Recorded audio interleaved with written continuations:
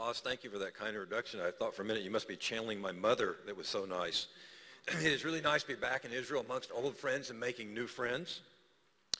To start off with my conflict of interest, I am involved in a lot of the TAVR trials in both the planning and execution, number one. Number two, I am a heart surgeon talking to a room full of cardiologists. And number three, I have far too many slides for a 20-minute talk. But TAVR is very data-rich, and transcatheter mitral is very device-rich. And so I included too many so that the society would have a copy of this for anybody who wants a deeper dive. But it means we're really going to have to fly through some of these slides.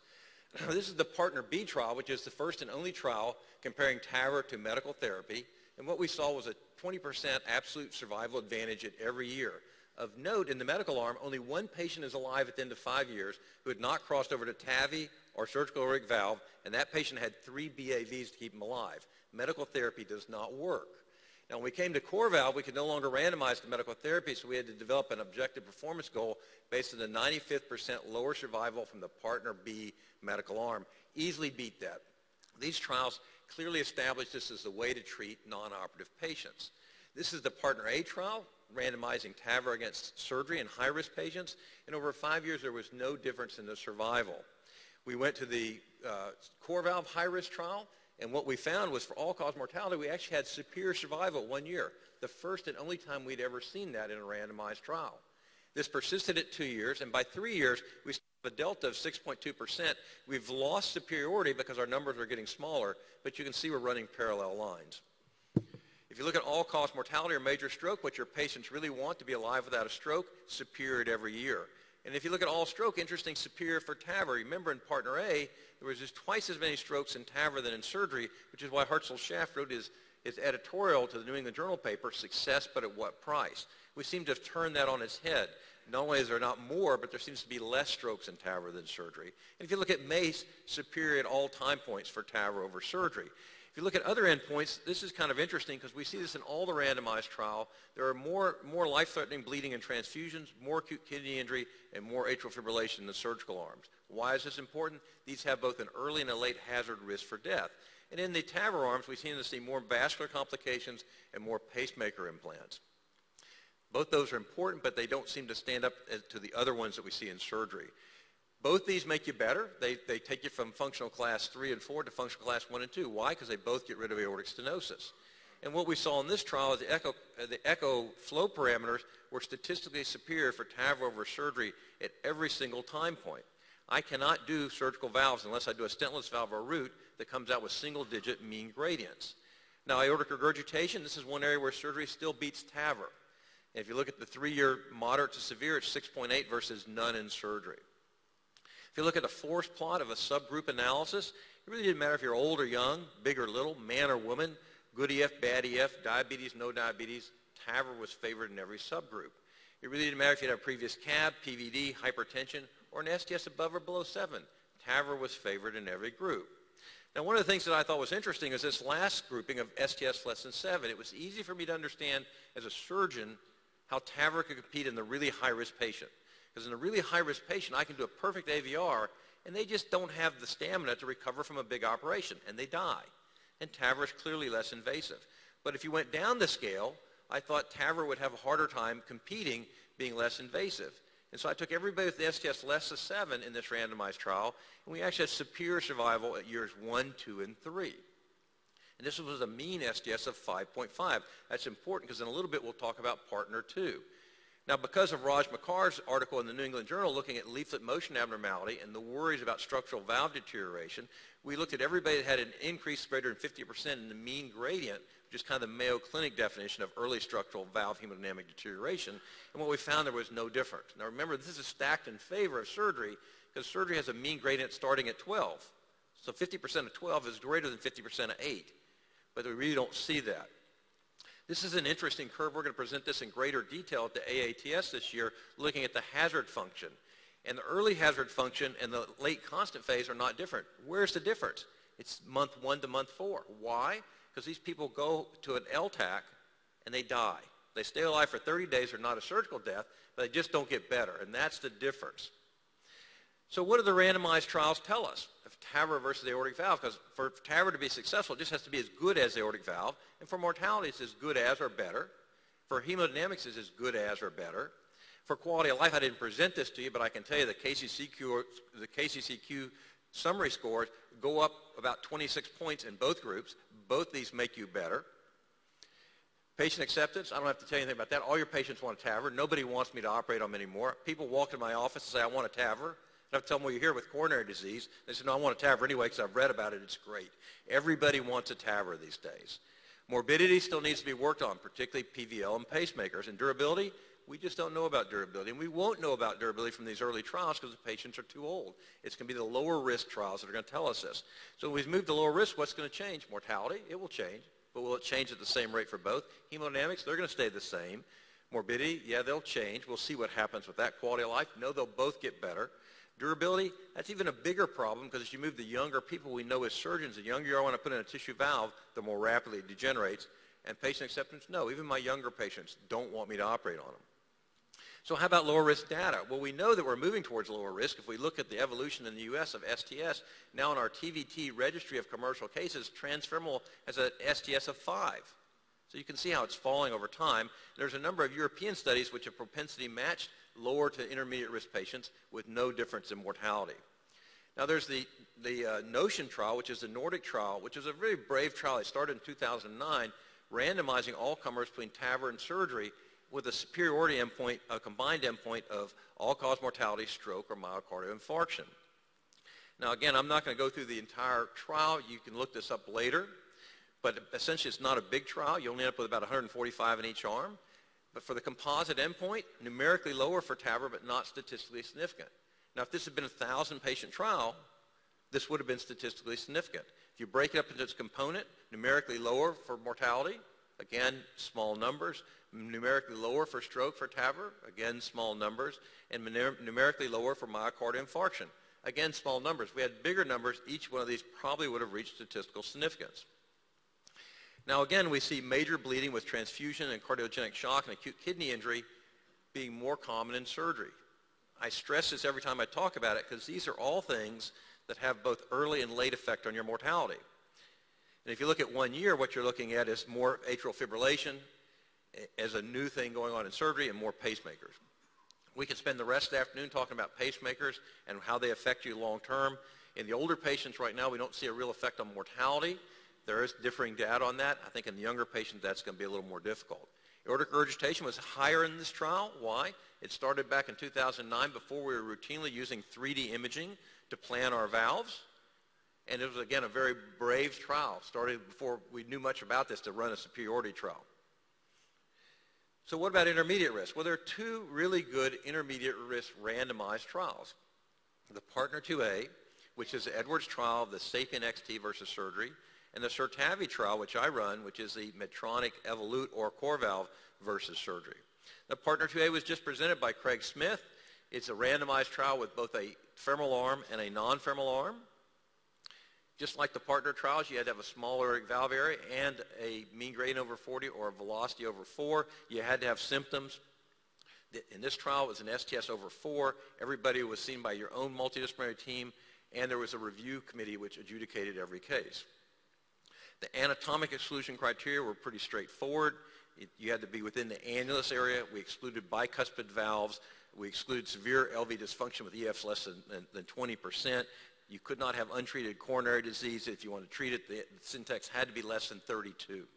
And a pre-existing surgical valve in any position was an exclusion. There are also some clinical things such as CVA within 6 months, MI within a month. These are all pretty standard for the TAVR trials we deal with.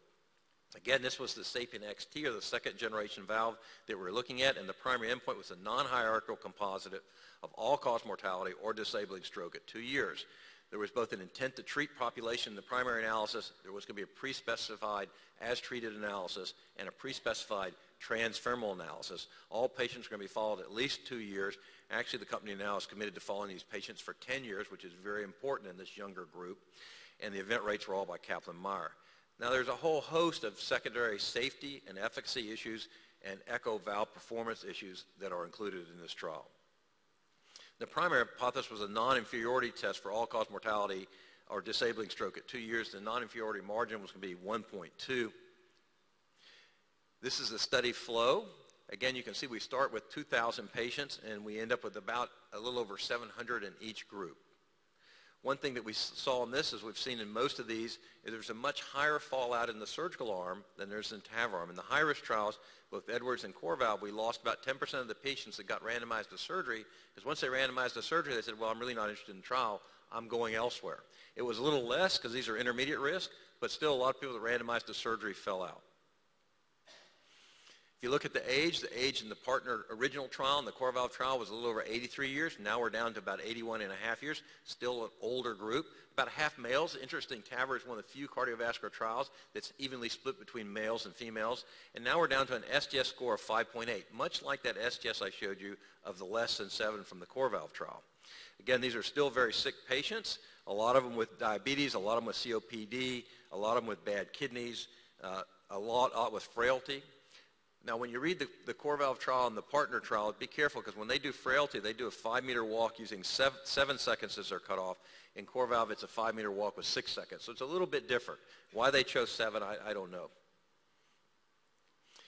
So if you look at the echo, they all had bad aortic stenosis to begin with. This is no real surprise to us.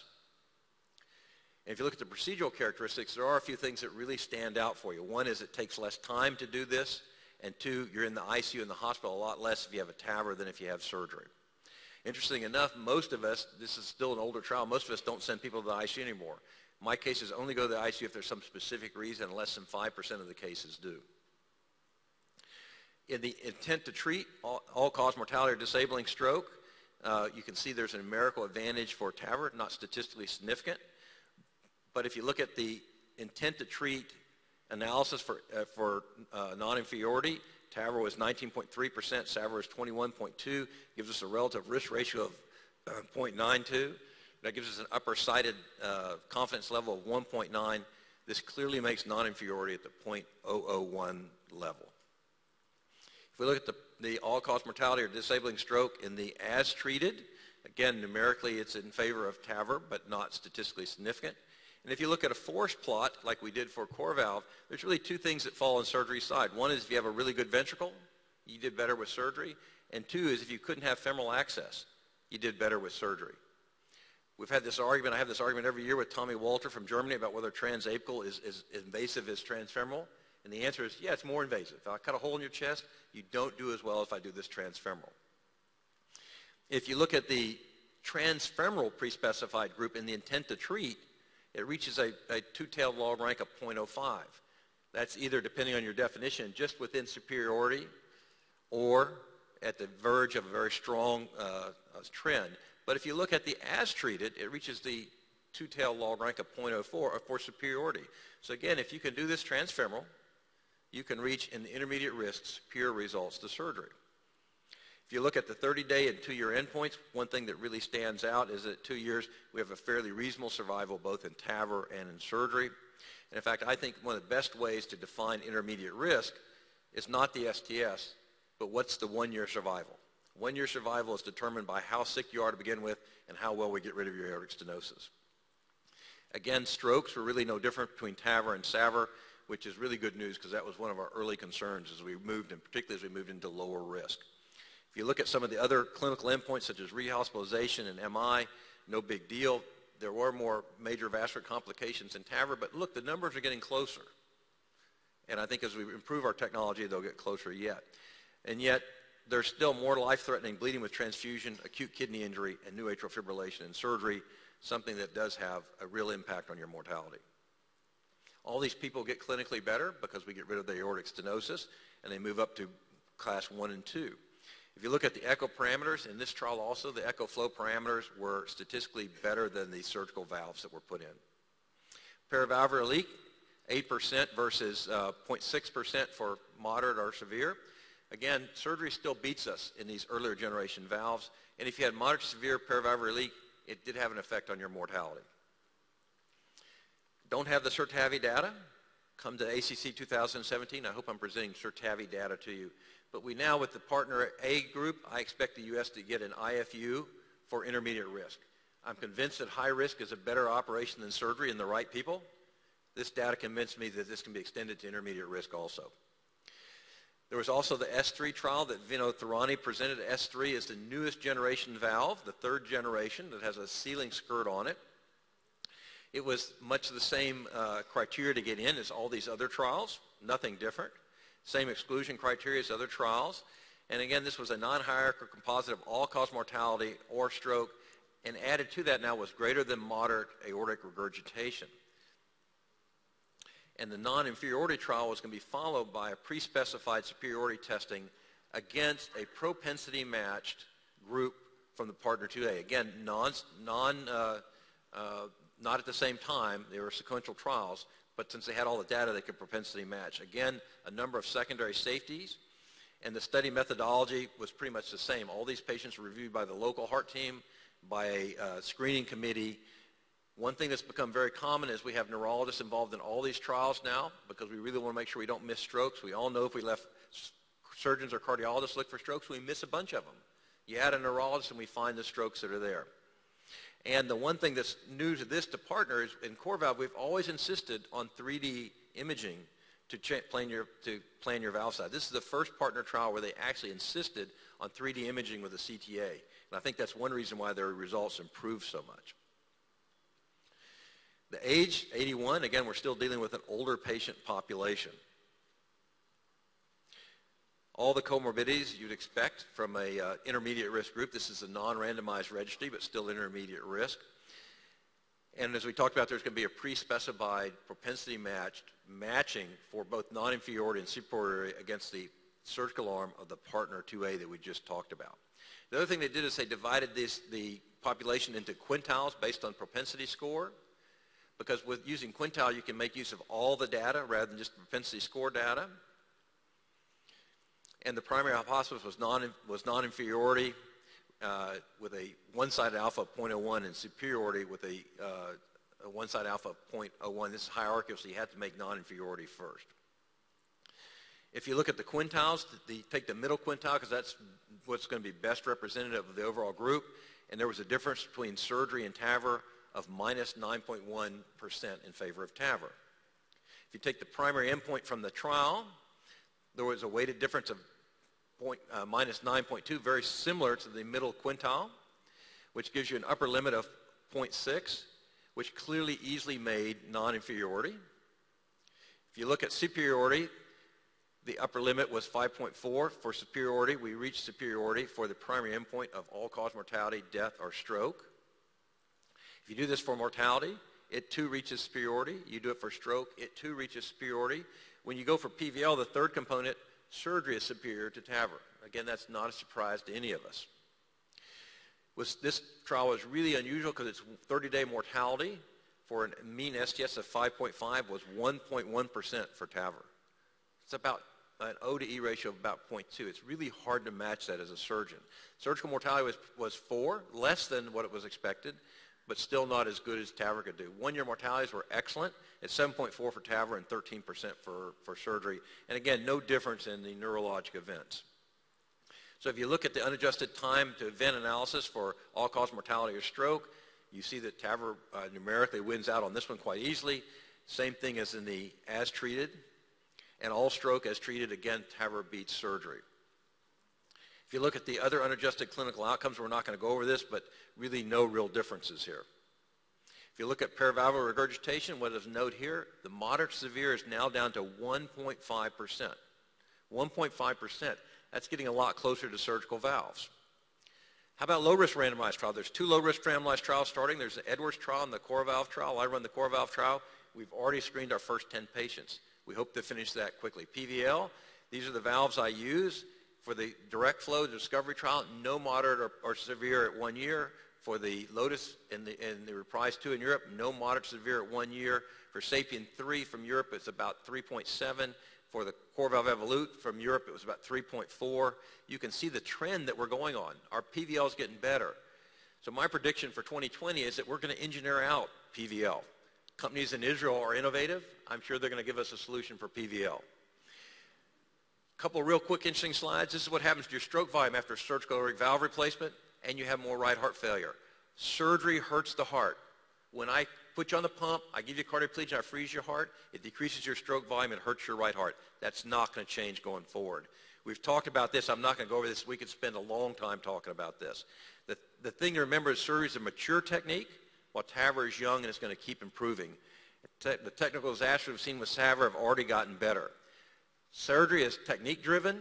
It takes a long time to become good at technique, 10,000 hours. TAVR is technology-driven, much easier to learn. TAVR will have a wider adoption.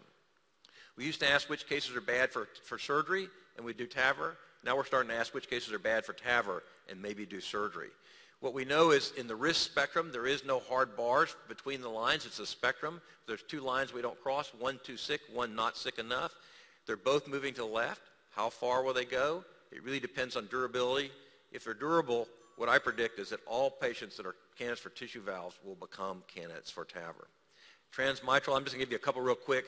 Aortic valve is easy. Mitral is complex.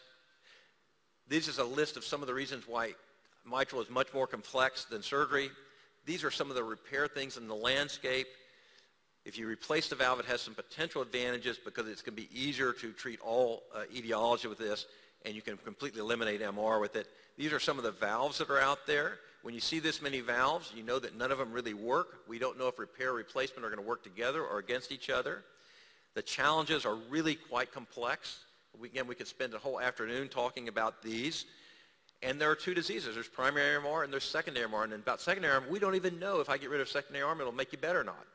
We need to wait for the COAP trial. It may be that we fix secondary MR and it doesn't make you get any better. If so, this area may not really work. These are some of the valves that are currently being used in humans. What's really important about this is that we saw in 2015 this really frenzy of acquisition of these companies. Over $2 billion were spent acquiring these companies. Worldwide, less than 100 cases have been done. So that's $2 billion for 100 cases. I can't do the math off my head, but that's a lot of money per case. But there's a lot coming in the pipeline. I know we're running late, so I'm going to skip over some of these. There are a whole host of these that are coming up. The truth is we don't know which one works. Again, I know that we're working on a lot of these in Israel, and there's a lot of money to be made from these. There's a lot of work going on with valve and ring. Danny DeVere is leading most of this. Again, this works fairly well. We've done a number of them, and there's some work being done on valve and MAC that was talked about earlier today at another session. That so far has not worked all that well. There's a high rate of embolization and a high mortality. I just want to end up by saying in the transcatheter mitral pipeline, we've really entered this very dynamic exploratory device development and clinical phase. There's going to be multiple variations. There's going to be new generations of valves, and we're starting to embrace these multiple valve and valves. But you need to expect many speed bumps and a much longer gestation time for transcatheter mitral valve devices and concepts before they're fully realized and integrated. It's really a much more complex area, but if it works, it's a much bigger area than aortic valve. Thank you very much.